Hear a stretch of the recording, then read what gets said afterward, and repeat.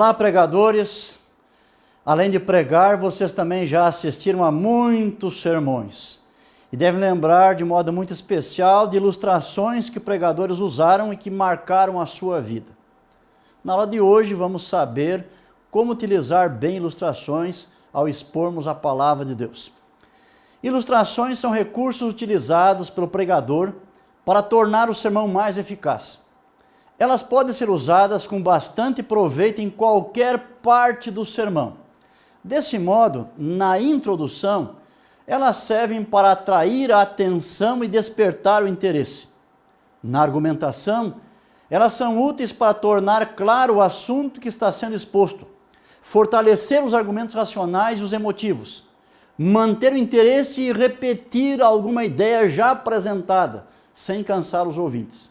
E na conclusão, elas são proveitosas para repetir as verdades já apresentadas mais uma vez, resumir a ideia central, mostrar como a doutrina exposta funciona na vida, comover os sentimentos e atrair a vontade. Há muitos tipos de ilustrações. Os bons pregadores fazem uso de histórias para facilitar o entendimento do sermão, mas também empregam uma variedade de outros dispositivos. Ilustrações não são apenas histórias. Existem, por exemplo, as figuras de linguagem. Mediante as figuras de linguagem, as ideias e argumentos são expressos por meio de palavras e construções incomuns, mas que comunicam intensidade e beleza. Essas figuras não são efeitos inúteis, pois conseguem maior expressividade. Elas foram muito utilizadas por Jesus, seus apóstolos e também por escritores do Antigo Testamento. Existem dezenas de tipos de figuras que podem ser encontradas em uma boa gramática da língua portuguesa. Eu menciono a seguir umas poucas, provavelmente as mais usadas na Bíblia e também hoje por pregadores. A primeira figura de linguagem é a símile. Símile é uma comparação expressa. Significa que ela vai usar as palavras semelhante ou como. Enfatiza a semelhança entre duas ideias, objetos, ações. O sujeito e a coisa com a qual ele está sendo comparado são mantidos separados. Observe um exemplo bem conhecido que se encontra no livro dos Salmos, onde a unidade entre os irmãos é destacada e comparada. Lemos ali: ó, como é bom e agradável viverem unidos, irmãos. É como o óleo precioso sobre a cabeça, o qual desce para a barba de Arão, e desce para a gola de suas vestes. É como o orvalho do Hermon, que desce sobre os montes de Sião. Então, nesse verso do Salmo 133, nós encontramos aí duas vezes a expressão como, apresentando assim duas símiles. Existe também outra figura chamada metáfora, provavelmente a mais usada. É uma comparação também, mas não expressa. Ela não usa as palavras semelhante ou como. Nela, o sujeito e aquilo com o que ele é comparado possuem algum ponto de semelhança e estão entrelaçados. Cristo usou muito disso. Por exemplo, ele disse: eu sou o pão da vida, eu sou a videira verdadeira, vós sois a luz do mundo, vós sois o sol da terra. São exemplos de metáforas.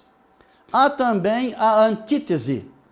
Ela consiste na colocação lado a lado de ideias opostas. Por exemplo, porta estreita e porta larga, homem prudente, homem sensato, morte, vida, carne, espírito, luz e trevas. Outra figura é a hipérbole. É o exagero intencional de uma verdade com a intenção de realçá-la.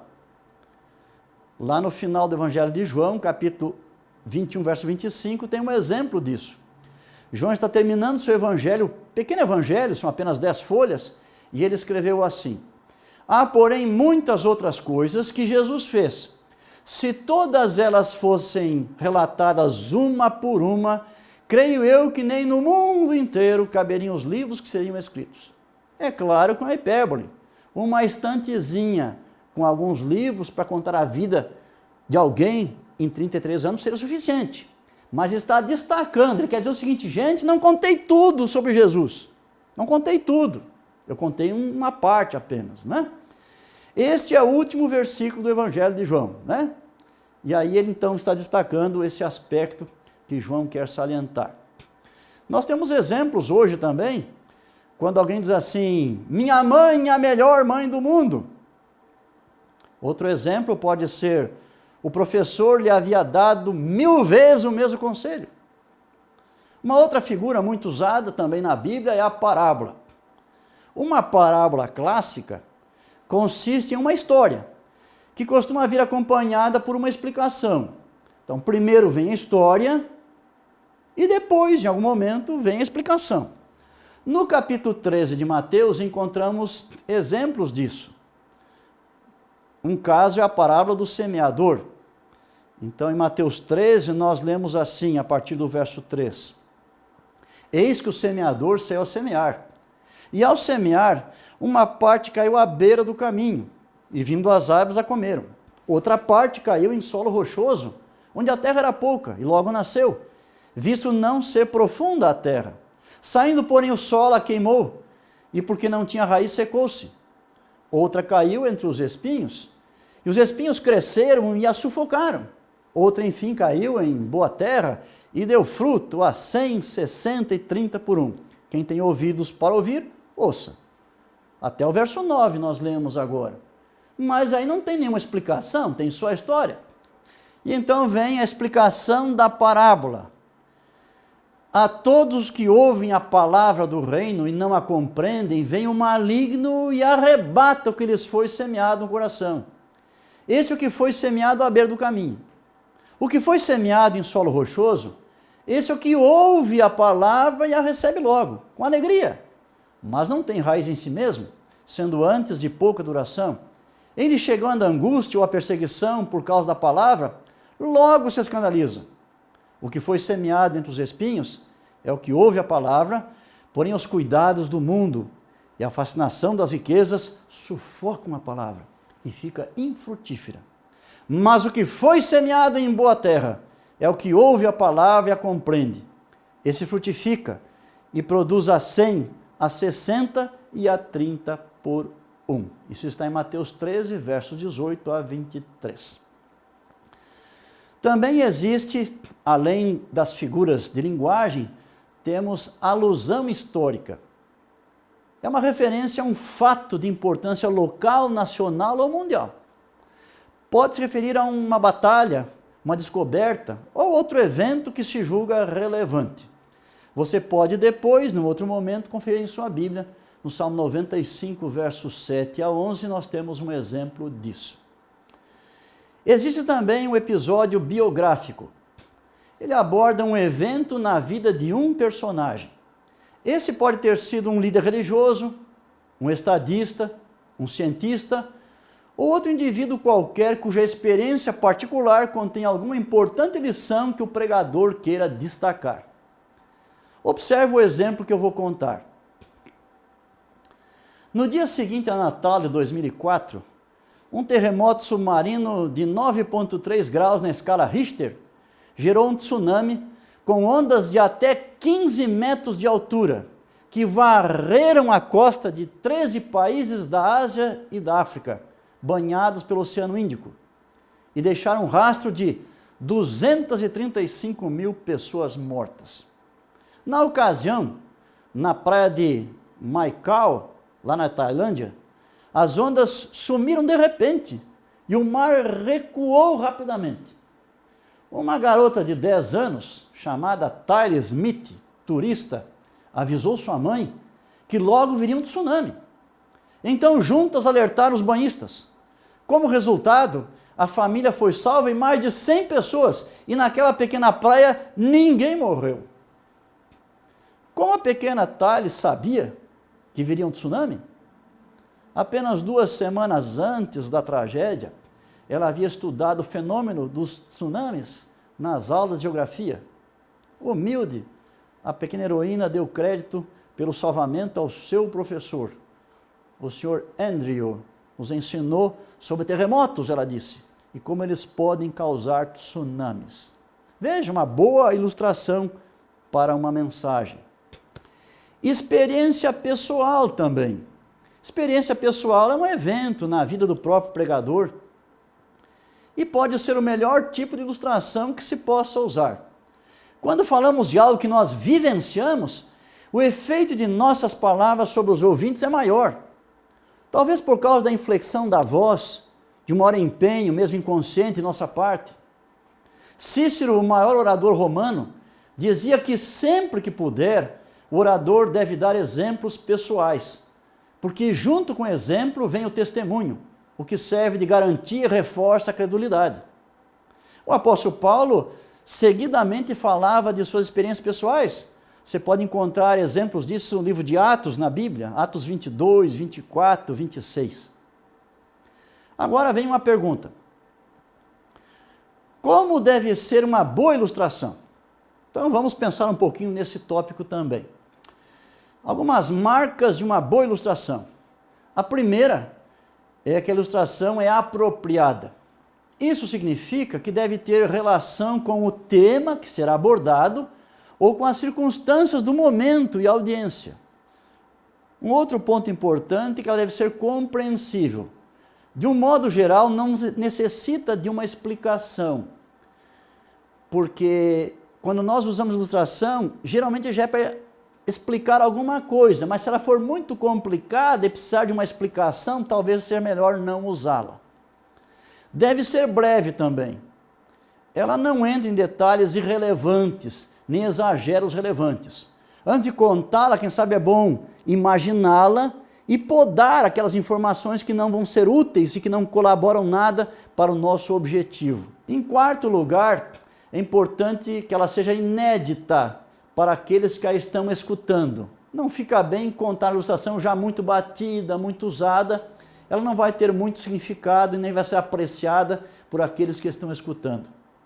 Menciono também que ao usarmos ilustração, ela deve ser digna de crédito. Se você for contar algo espetacular, é melhor dar a fonte. Dizer, por exemplo, no início, quando começar a contar, ou no final, depois de contar, dar a fonte. Essa ilustração se encontra no livro tal, página tal. Agora, se não for possível, por exemplo, quando ela é uma experiência pessoal sua, não está escrita, ou de alguém que você conhece, você deve mencionar detalhes, dê a data, o local, o nome de quem esteve envolvido. Ao contá-la, precisamos ajudar o povo a crer. As informações detalhadas ajudam a aceitar aquela informação. E também é importante que, ao contar a ilustração, seja de tal modo que ela apele à imaginação do ouvinte. Não basta ter lido a história e ter gostado, ouvido e pensado em depois contar num sermão. Você tem que preparar-se para o evento, para contar ela. Então, você pode primeiro imaginá-la. Pode ser até de olhos fechados, até deitado numa cama ou num sofá. Imagine toda a ilustração. Depois conte em voz alta para você mesmo. Prepare-se. Aí quando você for contar em público, vai ficar bem mais fácil e melhor. Agora, o que evitar no uso de ilustrações? Precisamos cuidar para que o sermão não seja apenas um colar de ilustrações. Deve-se recordar que as ilustrações são recursos que facilitam o entendimento da mensagem, mas não a mensagem em si mesmas. Elas devem chamar a atenção para a verdade e não para si. Um segundo ponto é que a ilustração não deve servir como base do sermão. Você não deve conhecer uma ilustração e pensar, puxa, eu vou preparar um sermão para ela. Não. A base é sempre o texto bíblico ou o assunto estudado. No caso de prepararmos um sermão sobre uma história bíblica, essa não funciona como mera ilustração, e sim como texto. Nunca devemos empregar a ilustração que desvie a atenção dos ouvintes do assunto principal do sermão. Uma única frivolidade ou esquisitice lá no meio da ilustração pode prender de tal modo a atenção dos ouvintes que eles não mais consigam acompanhar o restante da mensagem, porque ficaram travados naquela informação negativa que foi dada. Ao contarmos casos pessoais, envolvendo nós mesmos ou nossa família, devemos ser modestos, humildes. É preciso estar alerta para não causar a impressão de que somos os melhores. O objetivo é a glorificação de Cristo, não a nossa glorificação. Quando contarmos um fato, devemos certificar-nos de que as informações são verdadeiras. Por exemplo, você quer contar um fato acontecido em sua cidade e que vai servir para ilustrar sua mensagem. Antes, conheça bem os fatos, porque se você estiver contando e não sabe dos fatos e der informação errada, irmãos que estavam lá podem pensar assim, mas não foi bem assim, a gente estava lá e presenciou. E eles podem também calcular que se você não é verdadeiro nesse ponto, não é nos outros também, então não fica bem. Uma ilustração também não deve constranger nem comprometer as pessoas. É muito comum jovens, adultos, enfim, procurarem o pastor e o ancião e abrirem o coração em confidência para ele. Uma dificuldade maior que tem, às vezes até um pecado cometeram, e essas pessoas devem guardar para si, não devem propagar essas coisas. Mas infelizmente alguns depois vão pregar e citam as informações que receberam em confidência. Não fica legal. Mesmo que você não mencione a pessoa, mas ela não autorizou você a passar isso adiante, então cuidado, não faça assim. Você pode agora perguntar, onde que eu encontro boas ilustrações? Então vamos lá, fontes de ilustração. A primeira fonte de ilustração é a própria Bíblia. Ela contém muitas e belas histórias que poderão ser contadas com bastante proveito. Certa vez, por exemplo, preparei um sermão sobre Efésios 6, verso 10 a 18. Você sabe, esse texto fala sobre a armadura de Deus, que ele provê para cada cristão. Ali estão as armaduras, cada partezinha da armadura. E ali há uma frase que repete, tomai toda a armadura de Deus. Eu precisava de uma ilustração que mostrasse que alguém que estava trajado com uma armadura, deixou de usar uma peça e por isso foi derrotado. Onde encontrei essa história? Na Bíblia. 1 Samuel 17, quando fala da batalha de Golias, ali conta as armas de Golias. Ele foi o homem mais bem armado de toda a Bíblia. E ele foi para a guerra com todas as armas. Mas num certo momento ele tirou o capacete do lugar. O tempo suficiente para nunca mais precisar usar. Ele foi derrotado, você sabe. Então essa ilustração da Bíblia, ela cooperou para a compreensão dessa passagem do Novo Testamento. Outra fonte de ilustração é a própria natureza, com sua imensa variedade e beleza. Os servos de Deus do Antigo e do Novo Testamentos, quando proclamavam e escreviam a mensagem de Deus, seguidamente faziam uso desse recurso. A chuva e o vento, o sol, a lua, as estrelas, o relâmpago, a nuvem, o orvalho, a semente, a flor do campo, as árvores, seus frutos, animais domésticos, selvagens, tudo servia ao propósito de expor a palavra de Deus aos homens. Faça bom uso desta fonte. Terceiro lugar, eu cito as crianças.